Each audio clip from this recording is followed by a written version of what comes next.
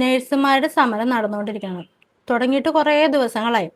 ഇപ്പോഴും നടന്നുകൊണ്ടിരിക്കണം. അതായത് അവരുടെ ആവശ്യം എന്ന് പറയുന്നത് 40,000 രൂപ ശമ്പളം, അതായത് മിനിമം വേതനം വേണം എന്ന് പറഞ്ഞിട്ടാണ് സമരം നടന്നുകൊണ്ടിരിക്കുന്നത്. പല ഹോസ്പിറ്റലുകാരും ഇത് അംഗീകരിക്കാൻ ഭയങ്കര ബുദ്ധിമുട്ടാണ് അവർ കാണിക്കുന്നത്. ചില ഹോസ്പിറ്റലുകാർ അത് അംഗീകരിച്ചിട്ടുമുണ്ട്. അപ്പൊ ഈ ന്യൂസ് ഇങ്ങനെ റൺ ചെയ്തുകൊണ്ടിരിക്കുകയാണല്ലോ. ഇതിനെക്കുറിച്ച് ഒത്തിരി പേരൊന്നും സംസാരിക്കുന്നില്ല ഒരുപാട്.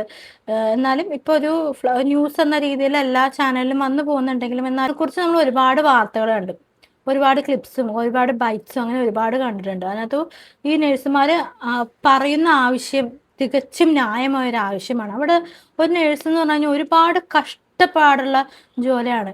നഴ്സുമാർ എന്ന് പറഞ്ഞാൽ ഒരുപാട് കഷ്ടപ്പെടുന്നു. അതിനകത്ത് ഒരു നഴ്സിന്റെ ഒരു ബൈറ്റ് ഞാൻ കേട്ടു. അതെനിക്കത് ഭയങ്കരമായിട്ട് ഫീലായി. കാരണം നമ്മളൊക്കെ അനുഭവിച്ചു പോകുന്നേക്കണ ഒരു കാര്യമാണ് അവർ പറയുന്നത്. അതായത് പ്രൈവറ്റ് ഹോസ്പിറ്റലുകൾ മറ്റും ഉണ്ടല്ലോ, അതായത് ആസ്ട്ര മെഡിസിറ്റി, പിന്നെ ലേക്ക് ഷോർ, അത് കോഴിക്കോടിലെ ഹോസ്പിറ്റൽ, കാരിത്താസ് ഹോസ്പിറ്റൽ, അങ്ങനെ കുറേ ഹോസ്പിറ്റലിൽ അവിടുത്തെ നഴ്സുമാർ ഇപ്പോൾ ഭയങ്കരമായിട്ട് സമരം ചെയ്തുകൊണ്ടിരിക്കണം. ഇത് മാത്രമല്ല വേറെയും ഹോസ്പിറ്റലുകളും കാര്യങ്ങളൊക്കെ ഉണ്ട്.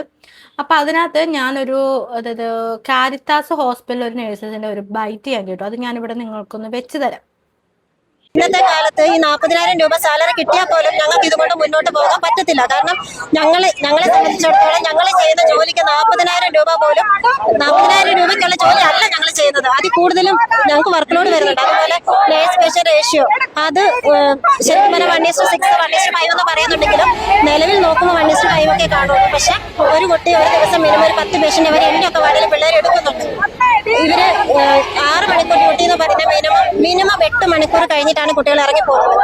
അവർക്ക് വീട്ടിൽ ഇഷ്ടം പോലെ ഒത്തിരി കാര്യങ്ങൾ ഉണ്ടാകാം. പക്ഷെ അതെല്ലാം അവർ മാറ്റി വെച്ചിട്ട് ഇവിടെ ഡ്യൂട്ടിക്ക് വന്നിട്ട് ഓവർ ടൈം അലവൻസ് കാര്യങ്ങളോ ഒന്നും അവർക്ക് കൊടുക്കുന്നില്ല. അതുപോലെ നമുക്ക് ഹോസ്പിറ്റലിൽ ഒരാൾ വയ്യാതായി നമ്മുടെ കയ്യിൽ നിന്നുള്ള കാശ് മുടക്കി നമ്മൾ ഇവിടെ ചികിത്സിക്കുന്നു. ഇൻഷുറൻസ് കാര്യങ്ങൾ ഇപ്പൊ ഒരു 5-6 മാസമായിട്ട് നമുക്ക് അതൊക്കെ നിലവിൽ വന്നിരിക്കുന്നത്. അതുവരെ കഴിഞ്ഞ വർഷം എന്റെ കുട്ടികൾ 2 പേരെ അഡ്മിറ്റായി 25,000 രൂപ കൊടുത്തിട്ട് ഞാൻ ഇവിടെ നിന്ന് ഇറങ്ങി പോകുന്നത്. അല്ലാതെ നമുക്ക് എന്താ പറയാ, നിലവിൽ നമുക്ക് ചെലവിന് പോലുള്ള പൈസ, അതായത് ഓരോ ദിവസം ചെല്ലുന്തോറും ദൈനംദിന ആവശ്യങ്ങൾക്കുള്ള പൈസ കൂടിയാ വരുന്നത്. കുട്ടികളുടെ വിദ്യാഭ്യാസമാകട്ടെ, ഇപ്പം നമ്മുടെ കുട്ടികളാണെങ്കിലും നേഴ്സിംഗ് പഠിക്കുന്നത് ലോൺ എടുത്തിട്ടായിരിക്കും. ഇവർക്ക് ലോൺ അടയ്ക്കാൻ പോലും പറ്റുന്നില്ലാത്ത ഇവരാരും, ഈ നേഴ്സിംഗ് കോളേജ് ഉണ്ട് ഇവിടെ, നേഴ്സിംഗ് കോളേജിൽ ആരും ഒരു കുട്ടിക്ക് പോലും ഫീസ് കുറച്ച് കൊടുക്കുന്നുണ്ട് ഇല്ലല്ലോ. സാലറിയുടെ കാര്യം വരുമ്പോൾ മാത്രം ഇവർക്ക് എന്ത് തരാൻ ഇത്ര ബുദ്ധിമുട്ട്. ലക്ഷങ്ങള് മുടക്കിയാണ് നേഴ്സിംഗ് പഠിക്കുന്നത്. ലോൺ എടുത്തൊക്കെ ആയിരിക്കും. ആ ലോൺ അടയ്ക്കാനുള്ള കാശ് പോലും ശമ്പളമായി കിട്ടുന്നില്ല.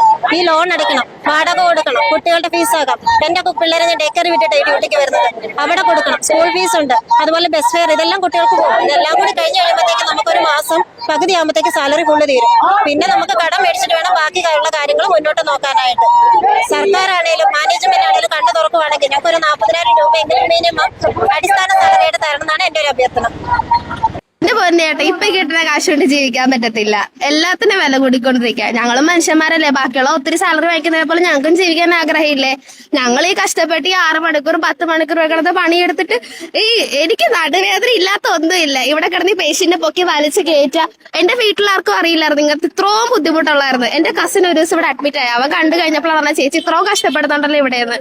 അത്രയ്ക്ക് പണിയെടുക്കുന്നു. ഞങ്ങൾ വെറുതെ കസേര കാലും കയറ്റിട്ട് ഞങ്ങൾ കാശ് വാങ്ങിക്കുന്നതല്ല, അതിനനുസരിച്ച് ഞങ്ങൾ കഷ്ടപ്പെടുന്നുണ്ട്. പക്ഷെ ഞങ്ങൾക്ക് അതിനുള്ള ഫലം കിട്ടണല്ലോ. ഞങ്ങൾ ആരോട് പറയാ, ആര് കേൾക്കും? സർക്കാരിൽ ഞങ്ങൾക്ക് ഒരു പ്രതീക്ഷ ഉണ്ടായിരുന്നു. പക്ഷെ ഇപ്പൊ ആ പ്രതീക്ഷകളെല്ലാം പോയി. സർക്കാർ ഞങ്ങളെ സത്യം പറഞ്ഞാൽ വഞ്ചിക്കുകയാണ് ചെയ്തത്. 28,000 രൂപ കരട് വിജ്ഞാപനം എന്ന് പറയുന്നു. പക്ഷെ അത് ഞങ്ങൾക്ക് ഇതുവരെ ഉറപ്പായിട്ട് ഞങ്ങളുടെ കയ്യിൽ ആരും വന്നിട്ടില്ല. അതിലോട്ട് ഞങ്ങൾ സംതൃപ്തരുമല്ല. അത് ഞങ്ങളുടെ പ്രൊഫഷൻ വെച്ച്, ഞങ്ങൾ ചെയ്യുന്ന ജോലി വെച്ച് ഞങ്ങൾക്ക് അതൊരു അർഹമായ തുകയായിട്ട് തോന്നിയിട്ടില്ല. അതായത് ഇവർ ആദ്യം പറയണത് നഴ്സുമാരുടെ ഒരു 40,000 ശമ്പളം എന്നുള്ളത് കൊണ്ട് പോലും അവർക്ക് ഒത്തുപോകാൻ സാധിക്കില്ല എന്നാണ് പറയണത്. അതായത് ഇപ്പൊ നഴ്സുമാർക്ക് ശമ്പളം കിട്ടിക്കൊണ്ടിരിക്കുന്നത് മിനിമം, അതായത് ഡെയിലി വേജസ് എന്ന് പറയുന്നത് 500-600 രൂപയാണ്. അവർ ചോദിക്കുന്നത് വെറും നമുക്ക്, അതായത് നമ്മുടെ അന്യസംസ്ഥാന തൊഴിലാളികൾക്ക് വരെ അവിടെ 1,300 രൂപയും 1,200 രൂപയും ഒരു ദിവസം കിട്ടുന്നുണ്ട്. അപ്പോൾ ഇവിടെ നമ്മുടെ നാട്ടിൽ ചോദിക്കുന്നത് പുറം നാട്ടിൽ നിന്ന് വരെ നഴ്സിംഗ് പഠിച്ചു വരുന്ന പെൺകുട്ടികളുണ്ട്. അവർ നമ്മുടെ നാട്ടിൽ വന്ന് ജോലി ചെയ്യുമ്പോൾ അവർക്ക് ഇത്ര സാലറി കുറവാണ്. നിങ്ങൾക്കറിയാമോ, നമ്മുടെ മുംബൈ, ഡൽഹി, അങ്ങനെയുള്ള പൂനെ, അങ്ങനെയുള്ള ഓരോ സംസ്ഥാനങ്ങളുണ്ടല്ലോ, അവിടെയൊക്കെ നഴ്സുമാർക്ക് ഒരു 35,000 40,000 മുതലാണ് അവരുടെ സാലറി സ്റ്റാർട്ടിങ് തുടങ്ങുന്നുണ്ട്. പക്ഷെ എന്തുകൊണ്ട് നമ്മുടെ കേരളത്തിലില്ല?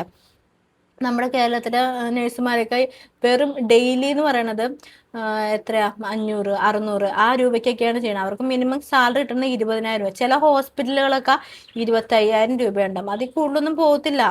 അത്രയൊക്കെ ഉള്ളു സാലറി. എത്ര ഒരു 8, 9, 10 വർഷം എക്സ്പീരിയൻസ് ഉള്ളവർക്ക് പോലും നമ്മുടെ നാട്ടിലെ 30,000, 31, 32 അത്രയും രൂപ ശമ്പളമേ കിട്ടുന്നുള്ളൂ. അതാണ് നമ്മുടെ നാട്ടിലെ അവസ്ഥ എന്ന് പറയുന്നത്.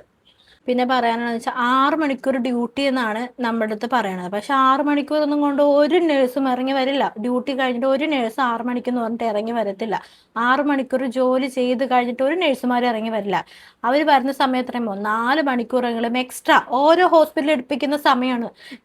6, അതായത് 4 മണിക്കൂർ എക്സ്ട്രാ, അതായത് 10 മണിക്കൂറോളം ജോലി ചെയ്യും. എന്താണ് ഹോസ്പിറ്റലിന് ഒരു രീതിയുണ്ട്. ഹോസ്പിറ്റലുകാർക്ക് 4 മണിക്കൂർ കൂടുതലുള്ളവർക്ക് മാത്രമേ ഓവർ ടൈം അലവൻസ് കൊടുക്കുള്ളൂ എന്ന് പറഞ്ഞിട്ട്. പക്ഷെ ഇവരെന്ത് ചെയ്യുമെന്ന് അറിയാമോ? ഈ 4 മണിക്കൂർ ആക്കാൻ ഇവർ സമ്മതിക്കത്തില്ല. അതിനു മുന്നേ ഇവര് പറയും, നമ്മളോട് പറയും പോകാൻ പറയും. 4 മണിക്കൂർ കൂടിയാലല്ലേ നമുക്ക് സാലറി കിട്ടുള്ളൂ. അപ്പൊ അതുകൊണ്ട് നമുക്ക് ഓവർ ടൈമിന്റെ അലവൻസും നമുക്ക് കിട്ടത്തില്ല. എന്നിട്ട് ഇവരെന്താ ചെയ്യണമെന്ന് വെച്ചാൽ 4 മണിക്കൂർ നമ്മൾ ഡ്യൂട്ടി ചെയ്തല്ലോ, ഇവരെന്താ ചെയ്യുക, നമ്മുടെ പഞ്ചിങ്ങില് ഇത്ര മണിക്കൂർ ഉണ്ടെന്ന് പറഞ്ഞിട്ട് യാതൊരുവിധ കാര്യമില്ല. ഈ 4 മണിക്കൂർ നമുക്ക് എക്സ്ട്രാ, അത് 4 എത്തില്ലെങ്കിലും 3:45, 3:30 വരെ ഇവർ നമ്മളെ കൊണ്ട് വർക്ക് ചെയ്യിപ്പിക്കത്തുള്ളൂ. അതിനുള്ളിൽ ഇവർ അതിന് 4 മണിക്കൂർ ആവുന്ന മുന്നേ ഇവർ പറയും പോയിക്കോളാൻ പറയും. ഈ കിട്ടുന്ന ഈ ബാക്കി വന്ന് ഇത്രയും ഓവർ ടൈം വരുന്നത് ഇവരെന്താ ചെയ്യണമെന്ന് പറഞ്ഞാൽ ടൈം ഓഫ് എന്നൊരു സംഭവം കൊണ്ട് വയ്ക്കും. അതായത് പേഷ്യൻസ് ഇല്ലാത്തപ്പൊക്കെ കുറവുള്ളപ്പോഴൊക്കെ നമുക്ക് ടൈം ഓഫ് എടുത്ത് പോകാന്ന് പറയും. അതാകുമ്പോൾ എന്താ ടൈം ഓഫ് എന്ന് പറഞ്ഞാൽ എന്താ, നമുക്ക് പേഷ്യൻസ് ഇല്ലാതെ കുറവാതെ തിരക്കില്ലാത്ത ദിവസങ്ങളിൽ നമുക്ക് നേരത്തെ ആ ടൈം ഓഫ് ആക്കി പോകുന്നു. പക്ഷെ അങ്ങനെ ഒരു സംഭവം കിട്ടത്തില്ല. കാരണം എപ്പോൾ കിട്ടാനാ? അങ്ങനെ നേഴ്സുമാർക്ക് എങ്ങനെ കിട്ടാനാ? അങ്ങനെ നമ്മൾ ഒരുപാട് രീതിയിൽ ഊറ്റുന്നുണ്ട്. നമ്മൾ വിചാരിക്കും പേഷ്യൻസിനെ മാത്രം നോക്കിയാൽ മതിയല്ലോ എന്ന്. അങ്ങനെയല്ല. ഒരു നേഴ്സ് എന്ന് പറയുമ്പോൾ ഒരിക്കലും പേഷ്യൻസിനെ മാത്രം നോക്കി നിർത്തുന്ന ജോലിയല്ല വരുന്നത്. അവർക്ക് അവിടെയുള്ള പേഷ്യൻസിനെ നോക്കണം. അതായത് ഒരു പേഷ്യൻസിനല്ല നമുക്ക് നോക്കണം, ഒരു 1:6, ചിലപ്പോൾ 10 ആകാം. 10 വരെ നേഴ്സുമാർ പേഷ്യൻസിനെ എടുക്കുന്നുണ്ട്. ഒരു വാർഡിലൊക്കെ പോവുകയാണെങ്കിൽ അത്രയും പേഷ്യൻസിനെ അവർ എടുക്കുന്നുണ്ട്. പിന്നെ അതുകൂടാതെ അവിടുത്തെ ചിലപ്പോൾ ഫയൽ വർക്ക് ആകും. ഈ എല്ലാ പേഷ്യൻസിനും നേഴ്സിംഗ് കെയർ പ്ലാനും ബാക്കിയുള്ള കാര്യങ്ങളും ഫയൽ വർക്ക് ചെയ്യണം. ചിലപ്പോൾ അത് സിസ്റ്റം വൈസ് ആണ്, സിസ്റ്റം വൈസ് ചെയ്യണം. ഇതെല്ലാം ഈ ഡോക്യുമെന്റ്സ് എല്ലാം നമ്മൾ അറേഞ്ച് ചെയ്ത് ചെയ്യണം. ഇതൊക്കെ ഇത് നമ്മളൊന്ന് ആലോചിക്കണം. ഈ 10 മണിക്കൂർ ഉൾപ്പെടുന്നത് പേഷ്യൻസിനെ നോക്കണം, പേഷ്യൻസിന് കെയർ കൊടുക്കണം. അതുപോലെ തന്നെ ഈ ഫയൽ വർക്കും ഈ സിസ്റ്റം വർക്കും അതെല്ലാം ചെയ്യണം. പിന്നെ ബാക്കിയുള്ള അതർ ഡ്യൂട്ടീസ് വേറെയുണ്ട്. ഇവർക്ക് ചെക്കിംഗ് എന്നൊക്കെ പറഞ്ഞിട്ട് ഒരുപാട് കാര്യങ്ങളുണ്ട് ഡെയിലി. ഇതൊരു നേഴ്സിന്റെ ഡെയിലി ഉള്ള കാര്യങ്ങളാണ്. ആ സംഭവം വെച്ചിട്ട് ഒരിക്കലും, അതായത് ഈ നേഴ്സുമാർക്ക് കറക്റ്റായിട്ട് ഭക്ഷണം പോലും കഴിക്കാൻ പറ്റുന്നില്ല. നമുക്ക് 1 മണിയായിരിക്കും നമ്മുടെ ഫുഡ്. പക്ഷെ ഒരു നേഴ്സും 1 മണിക്കോ 2 മണിക്കോ പോയിട്ട് ഭക്ഷണം കഴിച്ച ഇതില്ല. അവർ കഴിക്കണ എപ്പോഴാണെന്ന് അറിയുമോ? മോർണിംഗ് ഡ്യൂട്ടിയാണ് അവർ കഴിക്കണം. 3 മണി 4 മണി ആ ടൈമിലായിരിക്കും ഭക്ഷണം കഴിക്കുന്നത്. അതുപോലെ തന്നെ ഇരിക്കാനുള്ളൊരു ടൈം കിട്ടുന്നില്ല. നമ്മളെങ്ങാനും ഇരുന്ന് പോയി കഴിഞ്ഞാൽ, നമ്മളെ എവിടെ എങ്ങാനും ഇരിക്കണ കഴിഞ്ഞാൽ അപ്പം തന്നെ നമ്മുടെ സീനിയറായിട്ടുള്ള അവർക്ക് ഇഷ്ടപ്പെടത്തില്ല. ഇരിക്കാൻ പറ്റത്തില്ല നമുക്ക്. ഒന്ന് നമ്മൾ നടക്കുക, അല്ലെങ്കിൽ ഇരിക്കാനുള്ള സമയമില്ല, അത് വേറെ കാര്യം. നമുക്ക് നമ്മളുടെ ജോലി എന്ന് പറഞ്ഞാൽ ഫുൾ ടൈം ഈ ഓടിപ്പിടുത്തം, അങ്ങോട്ടും ഇങ്ങോട്ടും ഓടി ഓടി ഓടി മനുഷ്യന്റെ നട്ടല് വരെ തേഞ്ഞു പോകും, നട്ടല് വരെ പോകും. കാരണം അത് കഴിഞ്ഞ് നമ്മൾ വീട്ടിലോട്ട് പോകുന്ന യാത്ര, നമുക്ക് യാത്രാക്കൂലി ഉണ്ട്, എത്ര രൂപയുണ്ട്, എത്ര നല്ല ദൂരത്തുനിന്നായിരിക്കും ചില നേഴ്സുമാരാണ് ചിലവര്.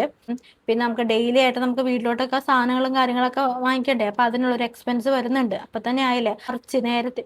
ഇത് നമ്മൾ നേരെ തിരിച്ച് നമ്മൾ അവിടെ, അതായത് നമ്മൾ ഹോസ്പിറ്റലിലെ കറക്റ്റ് ആയിട്ട് ഡ്യൂട്ടി ടൈമിലൊക്കെ എത്തണമെങ്കിൽ പഞ്ചിങ് ഒരു ദിവസം തെറ്റിക്കഴിഞ്ഞാൽ നമ്മുടെ സാലറി കട്ടാവും.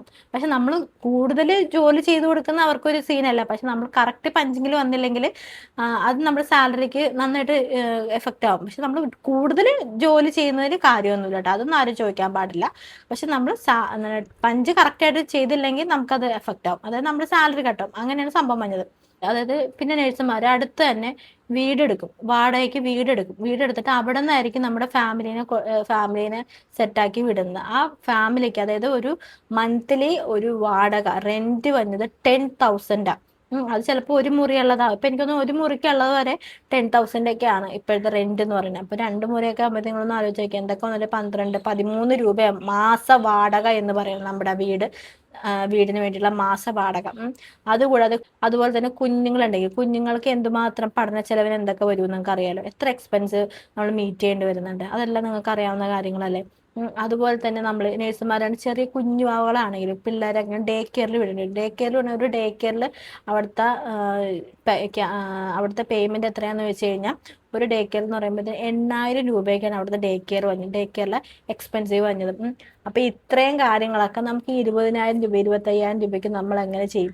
അതായത് ഞാൻ പറഞ്ഞല്ലോ, ഈ താമസത്തിന്റെ കാര്യം തന്നെ ഞാൻ നിങ്ങളോട് പറഞ്ഞു, 10,000 രൂപയുടെ അല്ലെ 12-13 രൂപ നമുക്ക് മന്ത്ലി റെന്റ് വരുന്നുണ്ട്. കുട്ടികളുടെ പഠിത്തം ഈ 25,000 രൂപ 20,000 രൂപ നമ്മൾ അതൊക്കെ എങ്ങനെ മീറ്റ് ചെയ്യും? അതിൻ്റെ കൂടെ തന്നെ ലോൺ ഉണ്ട്. മിക്ക നഴ്സുമാരും ലോൺ എടുത്ത് തന്നെ പഠിക്കുന്നത്. അപ്പൊ ഈ ലോണിന്റെ എക്സ്പെൻസും കൂടി വരണേ. അപ്പൊ നമ്മൾ എന്ത് ചെയ്യും? ഈ ഇത്രയും സാലറി നമുക്ക് നമ്മൾ എങ്ങനെയാണ് ഒരു ഫാമിലി മുൻപോട്ട് കൊണ്ടുപോകാനായിട്ട് നമ്മൾ പറ്റണത്? എങ്ങനെ കൊണ്ടുപോകാൻ പറ്റും? ഇവർ ചോദിക്കുന്ന ഭയങ്കര ന്യായമായുള്ള കാര്യമല്ലേ? ഇത് ഇവർക്കൊന്ന് ചെയ്തു കൊടുത്താൽ ഈ ഹോസ്പിറ്റലുകാർക്ക് ഒരു പേഷ്യന്റ് വന്നു കഴിഞ്ഞാൽ മിനിമം ഒരു പേഷ്യന്റ് ഇവർ നന്നായിട്ട് പൈസ പിഴിയുന്നുണ്ട് അല്ലേ? നിങ്ങൾക്കറിയാം, പേഷ്യൻസ് ആയിട്ട് നിങ്ങൾ എല്ലാവരും തന്നെ വന്നു പോകുന്നതല്ലേ? അപ്പൊ എല്ലാവർക്കും തന്നെ അറിയാവുന്ന കാര്യമാണ്, നന്നായിട്ട് പിഴിയുന്നുണ്ട് പേഷ്യൻസിനെ. ഒരു ടെസ്റ്റ്, ആ ടെസ്റ്റ്, ഈ ടെസ്റ്റ് എന്നൊക്കെ പറഞ്ഞിട്ട് ഒരുപാട് ക്യാഷ് പിഴിയുന്നുണ്ട്. മെഡിസിൻസിനാണെങ്കിലും എല്ലാ രീതിയിലാണെങ്കിലും. അപ്പൊ ഈ നഴ്സുമാർക്ക്, അതായത് 800 ബെഡുള്ള ഹോസ്പിറ്റലിൽ മേലോട്ട് 40,000 രൂപ ശമ്പളം എന്ന് പറയുന്നത് എന്താ ഇത്ര വലിയ സംഭവം? നമ്മൾ ചോദിക്കുന്നത് 40,000 നിങ്ങളൊരു മന്ത്ലി എമൗണ്ട് ആക്കി എടുക്കുമ്പോഴായിരിക്കും വലിയൊരു എമൗണ്ട് എന്നായിട്ട് തോന്നുന്നത്. പക്ഷെ അത് ഡെയിലി നമ്മളൊന്ന് ആലോചിച്ച് നോക്കി, ഡെയിലി നമുക്ക് എത്ര രൂപ ശമ്പളം കിട്ടുന്നുണ്ടെന്ന് വെച്ചിട്ട് ഒന്ന് ആലോചിച്ച് നോക്കുന്നു. ഒരു 500-600 ഒക്കെ ചെയ്യേണ്ട ജോലിയൊന്നും അല്ല ഒരിക്കലും നഴ്സുമാർ ചെയ്യണത്. അവരുടെ അതുപോലെ തന്നെ എന്തൊക്കെ ഒരു ഹെൽത്ത് ഇഷ്യൂ വന്നു കഴിഞ്ഞാൽ അതിന് എത്ര രൂപ ചിലവാകുന്നുണ്ട്? അതൊക്കെ വെച്ച് നമുക്ക് എല്ലാം കൂടി മീറ്റ് ചെയ്താലല്ലേ നമുക്കൊന്ന് നമ്മുടെ ലൈഫിനെ ഒന്ന് കൊണ്ടുപോകാൻ പറ്റും. ഇതൊക്കെ വെച്ച് നമ്മൾ നോക്കുമ്പോഴത്തേക്ക് നമുക്ക് നമ്മുടെ നഴ്സുമാർക്ക് ഒരു അത്യാവശ്യമായിട്ട് നല്ലൊരു തുക സാലറി ആയിട്ട് കൊടുക്കേണ്ടത് തന്നെയാണ്. അത് നമ്മുടെ സർക്കാർ ഈ മാനേജ്മെന്റിനോട് സംസാരിച്ച് ഇതിനൊരു തീരുമാനം എടുക്കണം. ഇതിൻ്റെ ഇടയ്ക്ക് ഞാൻ മറ്റൊരു വീഡിയോ കണ്ടേ, ഒരു ഡോക്ടർ ഒരു നേഴ്സിനെ വെല്ലുവിളിക്കുന്ന ഒരു വീഡിയോ കണ്ടു. അത് ഞാനിവിടെ വെക്കാട്ടോ. നിങ്ങളൊക്കെ ജോലിക്ക് വരുമല്ലോ.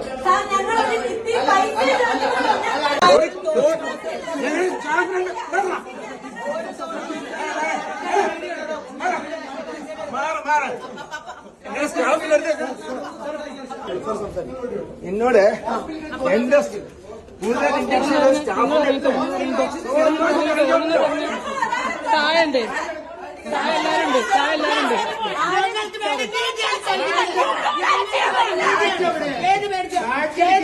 ഹോസ്പിറ്റലിൽ വർക്ക് ചെയ്യുന്ന സ്റ്റാഫ് ആണെങ്കിൽ ഇവിടെ ബാഡ്ജ് ഉണ്ട്, ഒരു ഡ്യൂട്ടി ഉണ്ട്.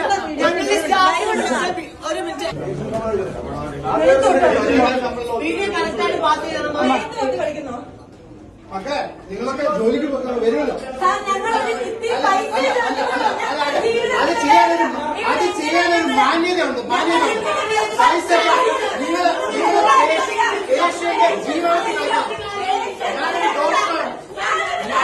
ഡോക്ടറാണ്. പേഷ്യന്റെ ജീവൻ വെച്ച് കളിക്കാൻ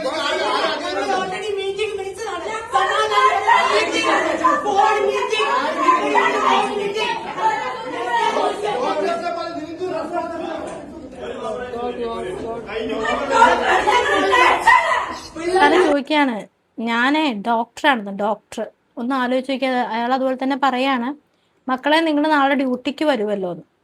സംഭവം ഇതാണ്, നഴ്സുമാരോട് ക്ലാസ് ഉണ്ടെന്ന് പറഞ്ഞ് വിളിച്ചു വരുത്തുന്നതാണ്. എന്നിട്ട് ഡ്യൂട്ടിക്ക് കയറാൻ വേണ്ടി നിർബന്ധിക്കുകയാണ്. അപ്പൊ അവർ പറഞ്ഞ് ഡ്യൂട്ടിക്ക് കയറില്ല എന്ന് പറഞ്ഞപ്പോൾ അവിടെ സംഘർഷമാവുകയാണ് ചെയ്യണത്. അപ്പോഴത്തേക്ക് നഴ്സുമാരും ഡോക്ടേഴ്സും നമ്മൾ വാക്കുതർക്കമാകുന്നു. അന്നേരത്തേക്ക് സംഭവിക്കുന്നതാണ്. അപ്പൊ ഈ വീഡിയോ എടുത്തുകൊണ്ടാണ് പുള്ളി വരുന്നത്. അപ്പൊ ഇവര് കിടന്ന് കാണിക്കുന്ന ഇയാളുടെ വായിന്നൊക്കെ പറഞ്ഞ വർത്തമാനം, ഇയാളൊക്കെ നമ്മുടെ കൂടെ നിൽക്കേണ്ട ഒരാളല്ലേ, നഴ്സുമാരുടെ കാരണം ഒരുമിച്ച് നിന്ന് നിൽക്കേണ്ട ആൾക്കാരല്ലേ. ഒന്ന് ആലോചിച്ച് നോക്കി, ഈ മാനേജ്മെന്റിനോടാണ് നമ്മൾ യുദ്ധം ചെയ്യണത്. യുദ്ധം എന്ന് പറയുമ്പോൾ വേറെ ഒന്നും ചിന്തിക്കേണ്ട, നമ്മുടെ ആവശ്യങ്ങൾക്ക് വേണ്ടി നമ്മൾ സമരം ചെയ്യുന്നത് മാനേജ്മെന്റിനോടാ.